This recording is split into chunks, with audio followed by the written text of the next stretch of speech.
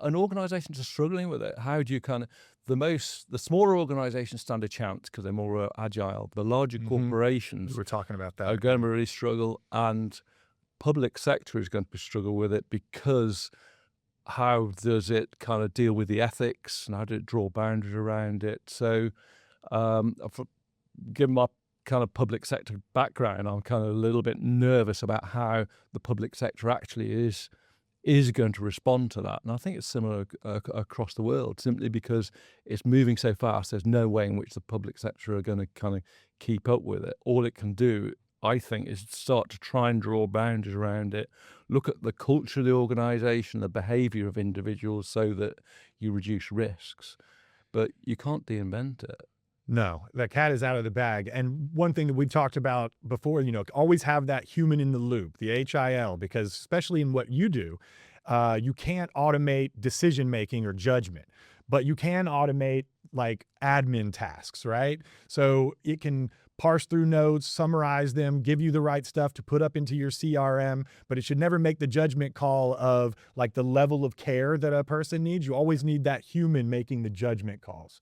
And so that's one of the really important parts of the work that we do, is setting up those policies so that the employees know how to use the AI. Because the first day we talked, I asked them about, what AI tools do you have available? And they have Copilot, which everyone has in their 365, but they had no guidance on exactly how to use it. So people were scared. Luckily, nothing, was ever done wrong, because when we got in front of the staff, it was widely reported that most people just were avoiding using it because they were afraid of doing something wrong. And that's where the little workshops and stuff really come in. I think we reported something like 70-something% of the people were not confident with AI before we started working with your group.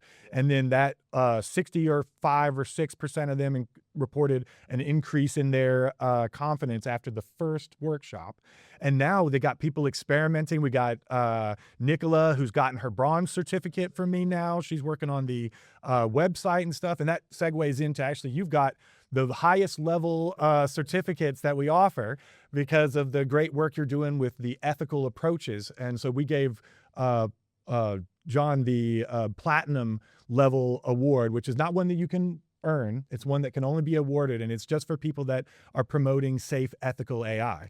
And aside from that, on the skill level, you're at a silver certificate now, because you're able to set up complex projects with instructions and source documents, and we're inches away from getting you to a gold, because all you need to do for a gold is be able to transfer those skills to someone else, which you're already kind of doing with Nicola, but we probably have a better opportunity with Win or one of the other people working on in the other areas of the trust, because that would be a person that has never spoken to me, that you could sit down with, show her how to do a project, and then all she has to do is show me the project she's created, and that gets you a gold level certificate for being a coach. I love your AI Olympics, this, isn't it? It is, yeah. I love your, that's right, yeah.